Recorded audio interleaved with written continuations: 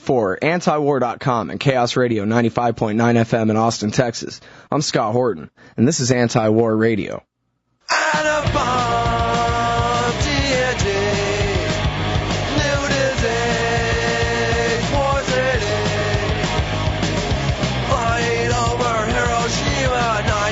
Introducing David R. Henderson. He's a research fellow at the Hoover Institute, an associate professor of economics at the Naval Postgraduate School. He's the author of the books The Joy of Freedom, An Economist's Odyssey, and Making Great Decisions in Business and Life. He writes the Wartime Economist every other week for antiwar.com. Welcome to the show, David. Oh, thanks, Scott. It's great to have you on here. It's great to be on. I've been a big fan of your articles ever since you first started writing for antiwar.com, and, well, of course, because you make the free market case against American interventionism. Right.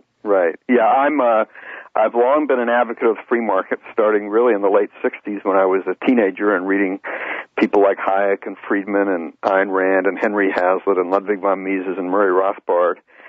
But I was a strong hawk. I think it's partly to do with my upbringing. I was brought up in Canada, where Winston Churchill was certainly a hero to people in English-speaking Canada, which is where I was. And I just was a kind of a reflexive Cold Warrior, and I've learned a lot since then.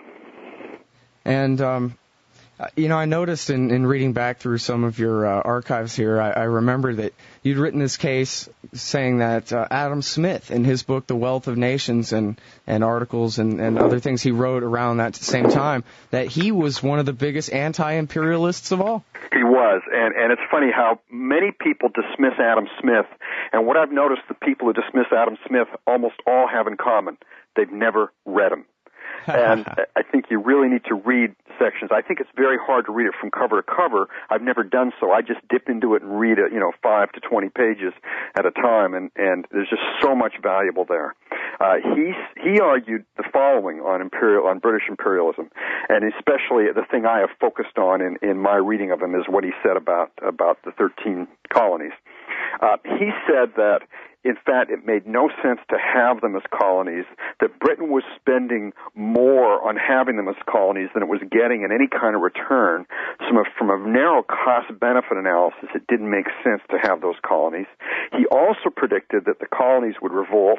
He also predicted the British would not accept the revolt and go away peacefully, but would have a war. And he also predicted that the colonies would win a war and that they would become the most powerful country on earth. Not bad. And he wasn't Nostradamus. He was an economist, this guy? Yeah. And he was sitting, he's sitting wherever he was sitting in Kirkcaldy or Edinburgh or whatever, and writing this stuff. He'd been to Europe a couple of times, had never been to the colonies, but it's amazing what you can learn from reading. Yeah, and this is the laws of unintended consequences, right? Yeah. And one of the things, by the way, one of his most famous sayings that I think, or most famous passages that I think a lot of people don't get, is that this imperialist policy is not appropriate for a nation of shopkeepers, namely Britain, but it is appropriate for a nation whose government is run by shopkeepers. And here's what he was saying, that if you look at the gains to the British from having these colonies, they were way below the cost. But if you look to a subset of people, namely merchants who got a special preferred set of customers because people in the colonies had to buy from Britain, that it benefited them. The benefits to them were greater than their prorated share of the cost, but they were certainly smaller than the cost to the whole nation. So that sounds kind of like our situation today.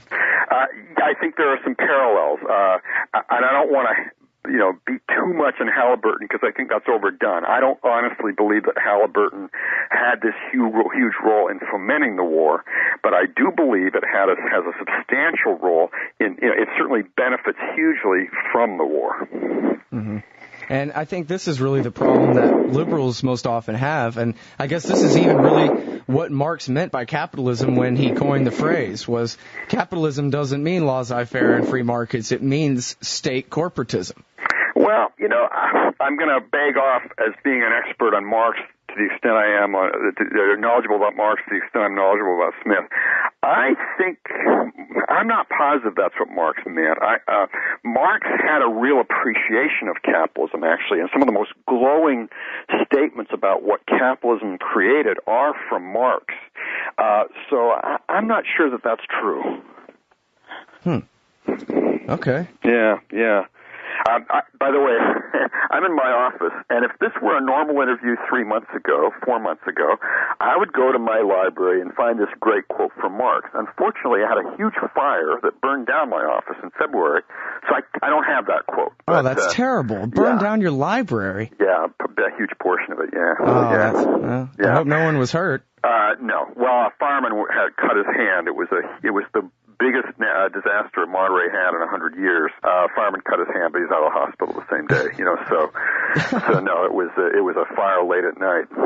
But anyway, we're getting. I just wanted to point out that I normally can back these things up more than I can right this minute. Well, you're doing fine. Okay. And Karl Marx aside, basically this is what left-wingers nowadays, most liberals, think of when you say capitalism. They think of Halliburton, right? Yes, I think that's right. And another thing that shocked me, and these are friends of mine with no particular axe to grind, who are political liberals in the modern sense, who thought that South African apartheid was an example of capitalism. Oh. But as an economist friend named Tom Hazlett, who's written about apartheid, said in an article in my Encyclopedia of Economics, he said apartheid was socialism with a racist face.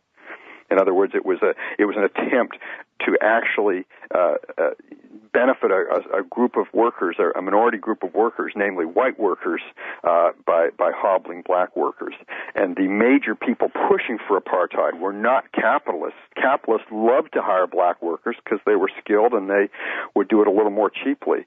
The major people pushing for apartheid were white labor unions. And in fact, in a famous 1923 strike in the Rand mining region, there was a banner by the Socialist Labor Party that was a racist party, and it said, "Workers of the world unite and fight for a white South Africa."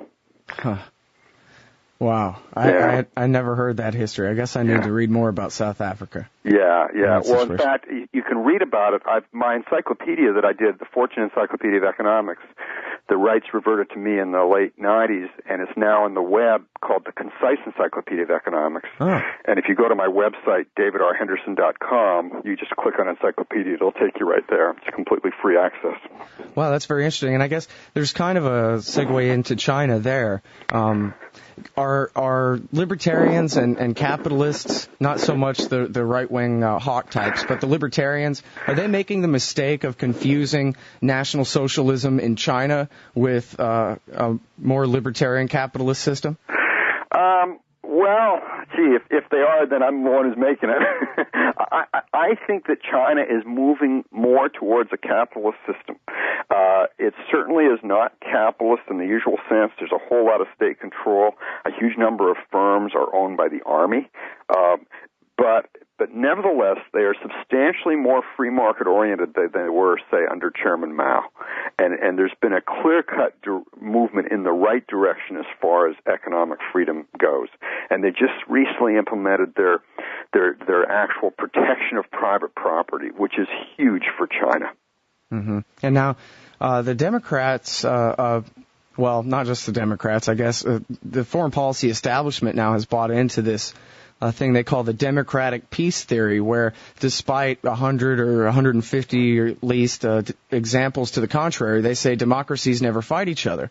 And yet you have this new article where you're basically promoting a thing called the capitalist peace theory. Right. And by the way, I wasn't aware of that 100 to 150 counterexamples. I've seen a pretty long list. Okay. It may not be that many, but it's at least dozens and dozens. Well, let me give you a little background on that. There's a guy named R.J. Rummel. He's a retired political scientist in University of Hawaii. And he was the one who started pushing this idea that democracies don't make war on each other. And I don't know if he said they literally don't or they very rarely do. And I think he's absolutely right that they rarely do.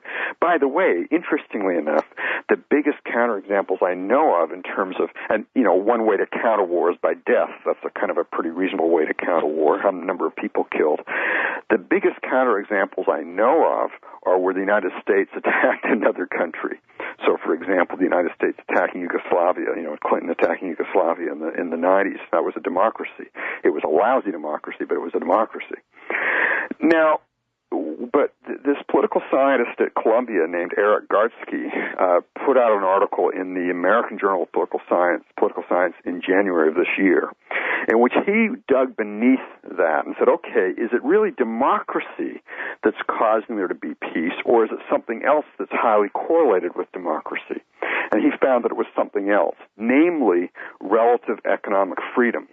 So that all other things equal, the freer a country was economically, or the freer two countries were economically, the less likely one was to attack the other. And that's freedom to trade between each other. Freedom to trade, freedom, relatively free capital markets, just a number of dimensions of freedom.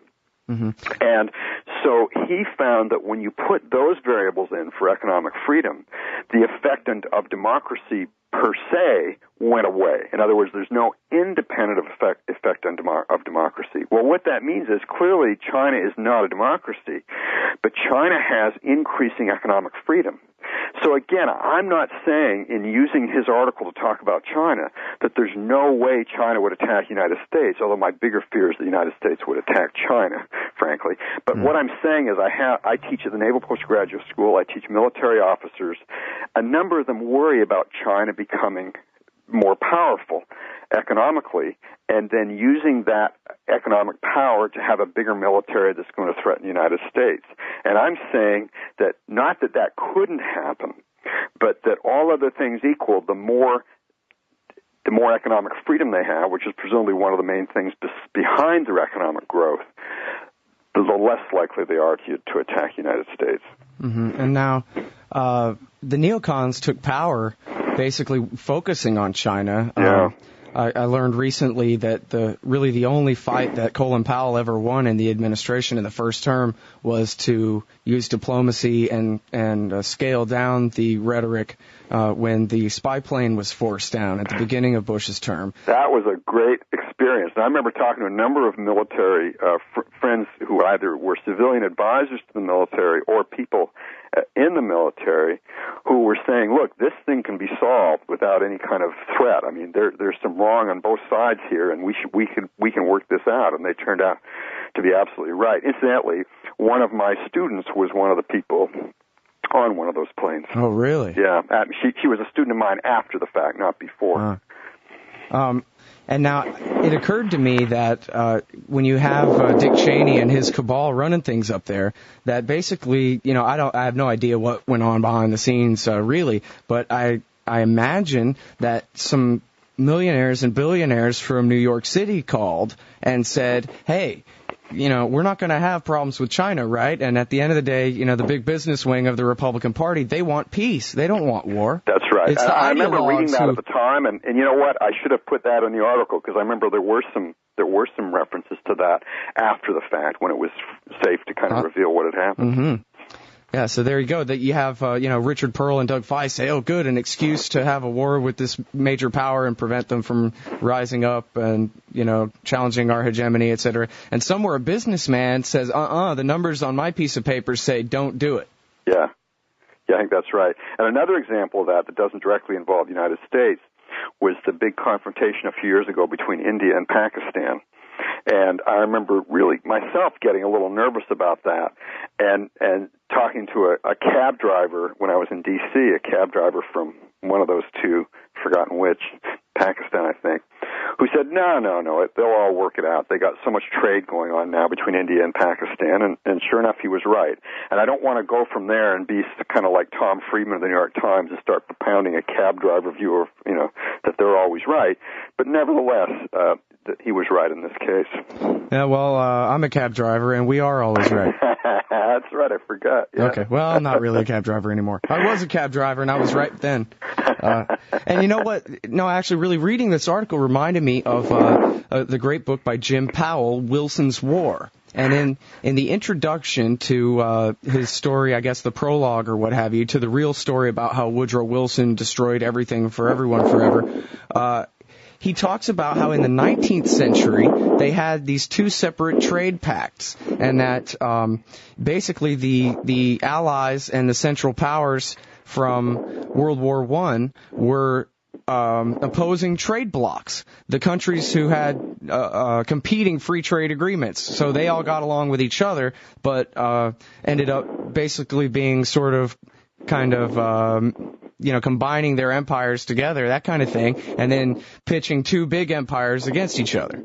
Yeah. Now, by the way, I think that World War I is actually the big counterexample to what I said in my article. In other words, you had relatively free countries, Germany, United Kingdom, and France, relatively free economies, and there was a huge amount of globalization between those countries.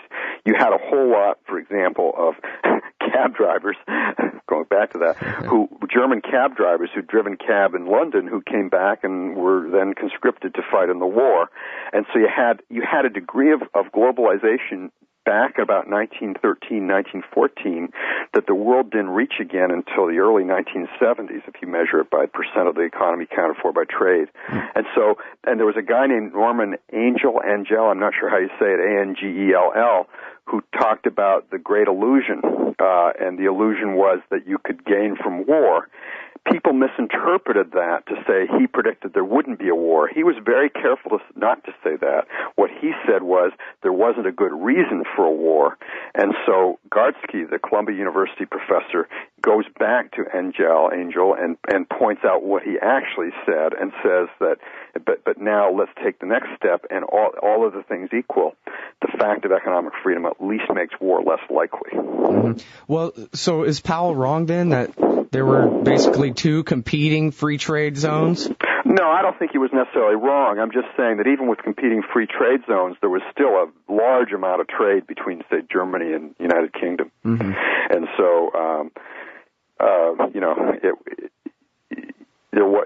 there was a fair amount of freedom. There wasn't as much maybe as there could have been. Right. And then when war broke out, those were the alliances, where the former competing free trade agreements became the alliances in the war. You know what? I don't want to get beyond what I know. That's probably right. I'm sure Powell got that right. I just don't know that. Yeah. Okay. And now you talk about outsourcing a bit in your article too. That Americans are really worried that all their good wage-paying factory jobs are going to China. Why shouldn't they be worried about that? It comes down to something that an economist named David Ricardo talked about 190 years ago, 1817, the theory of comparative advantage. What we tend to trade in, what we tend to produce and specialize in producing so we can trade is the things in which we have a comparative advantage, and other countries do the same. And so you can do better by trading than not trading. So, for example, if someone in China is doing something more cheaply than it's done here, we can free up our resources by buying the good from China, and then people here get employed in other jobs. This is not controversial among economists. One of the best ways to see it, one of the standard examples we give our students, actually I give two examples, the standard one everyone gives, a lawyer who's a really good typist and can type way faster than his secretary should not then become a typist. He should stay as a lawyer, produce his hourly output, which is worth much more than typing output, and then use some of those funds to hire a typist. Mm-hmm. My other favorite example is the basketball player with Atlanta, the real tall guy from Africa, and his name, Dikembe Mutombo. He came over to the United States with no goal of becoming a basketball player. He didn't even know he was good at it. He came over to learn how to be a doctor, so he could go back and help people medically in his poor country. I think it was the Congo or Nigeria or one of those countries. He found out he was good at basketball. He decided to play basketball, made a fortune, used a small part of that fortune to build a clinic and hire a couple of doctors. In other words, that was the best use of his resources, not to become a doctor himself, but to do what he had a comparative advantage in, which was playing basketball, and then give that money to people back there so they could get medical care. And probably having 2 doctors in a clinic was better than they would have had if he'd just gone back there as a doctor on his own with very little equipment.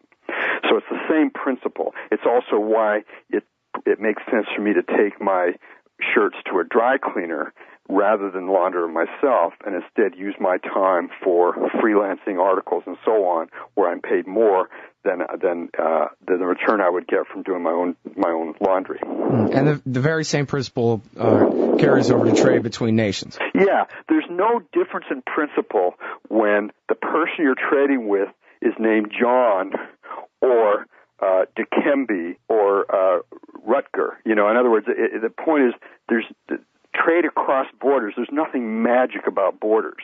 And so the same principles that say trade is good between you and me in the country say that trade is good between you and someone else outside the country. Do they go wrong when they talk about trade between America and China when what they really mean is trade between David Henderson and Wang Li? Well put. They absolutely do. Trade is virtually never between nations.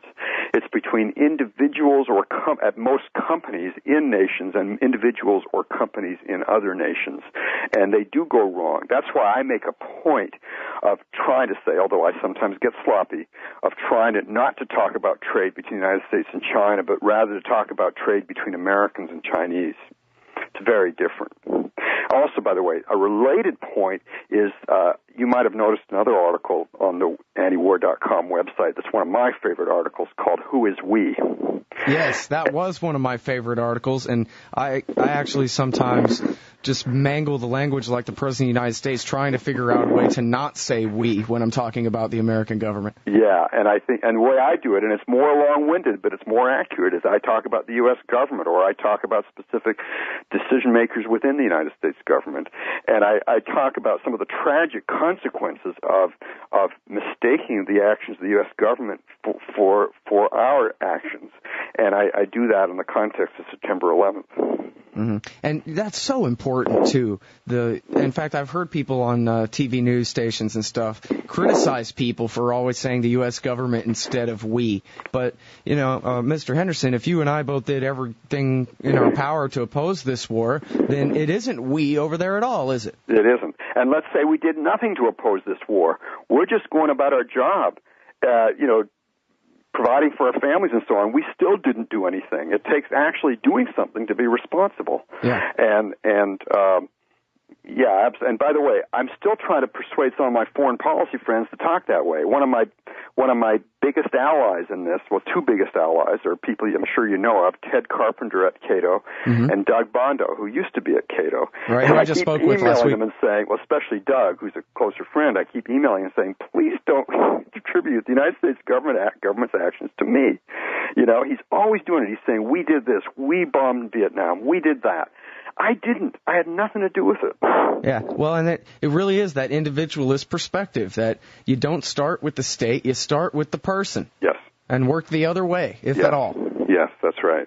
Yeah, and it really is. It's just a matter of semantics, but it changes so much. It does. I mean, actually, I think I wouldn't say, unless I misunderstand the word semantics, I would say it is not just a matter of semantics. It's an important difference in meaning. Right. Yeah, I guess I didn't really say that right. Well, maybe that was you my did. Maybe neither. I mean, there. I've never looked up the word semantics, so maybe you're right. I'm just not sure. No, I think in my semantics, I misused the word semantics there. And now, something else that you wrote that I thought was very interesting, and this is a subject that nobody will ever talk about, and that is that Iran has a perfectly legitimate economic interest in enriching uranium for their electricity program. Right. And if you notice, I was very careful not to say that they don't have other motives. But what I was challenging in that article was the idea, I've heard so many people say, oh, well, they must want to have enriched uranium in order to have nuclear weapons, because why else would they do it sitting on all this oil? And my answer is something economists call opportunity cost, that it costs Iran the same amount for oil as it costs us. Namely, that if the Iranian government were to use that oil or the Iranian people were to use that oil, they are using something that they could get $64 a barrel from on the world market. And so it's very high cost to use that oil, and it makes just as much sense for them to consider nuclear power as it does for us. Well, and I guess it's, again, that same principle about the lawyer and his secretary. Yes. It basically just comes down to an equation. Are we better off running our electric plants off of the oil in our ground or off the uranium in our ground and selling the oil? There's not as much of a market for uranium, but there's plenty of market for oil. So That's use right. up the uranium and sell the oil. It makes perfect sense. In fact, it made sense back in the 1970s when the Nixon and Ford administrations and Carter administrations helped the Shah of Iran develop his nuclear program. Yes, that's right. Same that's country, exactly right. just different people in charge. Yeah, that's exactly right. And now, one more thing before I let you go here, Mr. Henderson, is the left-right alliance, the new realignment, as my last guest, Anthony Gregory, was explaining. Through the confusion of seeing, for example, Ron Paul and Mike Gravel agreeing about the war from their positions in two different parties, that eventually through some of this confusion created by that will come the clarity of the problems with our left-right way of looking at things, and perhaps help lead to a new realignment where Ron Paul and Mike Gravel will be considered on the same side, not opposites. Yeah, I hope for that, too. I think that certainly what Mike Gravel said in the, quote, debate, unquote, among the Democratic candidates, and what Ron Paul said in the, quote, debate, unquote, among the Republican candidates, that was the best content there was both evenings. And I think, by the way, a lot of people who responded to polls thought the same way. And you know, they were the only ones really saying something, and they were saying important things, and they were saying sensible things. Put aside Mike Gravel's somewhat crotchety nature, which actually I found kind of refreshing, and you still have a lot of good content there. Yeah, and in fact, when you wrote your article, Working with the Left on the War, that was published the same day that I posted up an interview that I did with a guy from the Socialist Workers International Union or something, and yeah. we had a great conversation for an hour all about the war and how Iraqis are human beings and all kinds of great things. Yes, I think that's right, and that was kind of stepping out for me because that thing I wrote, you know, it was basically a big part of it was my reprint of the speech I'd given in favor of my local Democrat congressman, and I'd never done that in favor of a Democrat in my life, you know, and so that was a kind of a big step personally. Yeah, is that kind of worrisome about your reputation at the Hoover Institute or something like that? I don't know. I've had, you know, there's this myth that the people at Hoover are all these Republicans. I think 50% of them are registered Democrats, but I also suspect, although I don't know, that among those 50% are a whole lot of hawkish Democrats of the Ben Wattenberg kind of school, you know, and so maybe that would hurt my reputation. But the great thing about well, this country generally is just how much freedom we still have to express our views, and about my particular occupation, being an academic, is that a wide range in views is generally tolerated. Right. Yeah, that's always good to know. I know David Beto says he listens to my show with the door closed. He doesn't want to get in too much trouble, but well, no. Does he have tenure? Yeah, I think he does. That's my rule. You know, do it with the door closed when you have tenure, but when you don't have tenure, but then open the door when you do. Although, by the way, that was a big risk I took in 1990 that turned to repay handsomely as far as my reputation. I wrote a piece in the Wall Street Journal in August 1990 laying out how there was not a good case for going to war with Saddam Hussein over oil, which was the case that Baker and Bush had made. And the Journal published it to their credit, and I left off my affiliation because I was concerned. I was coming up for tenure in a year, but I got a chance to go on CNN live around the world and talk about this, and I wanted to list my affiliation with the school. And I went through the chain of command all the way up to the provost, and not only did the provost say, yes, you know, you may use our affiliation, but he said, kudos, you know, thanks for doing this. So that was nice.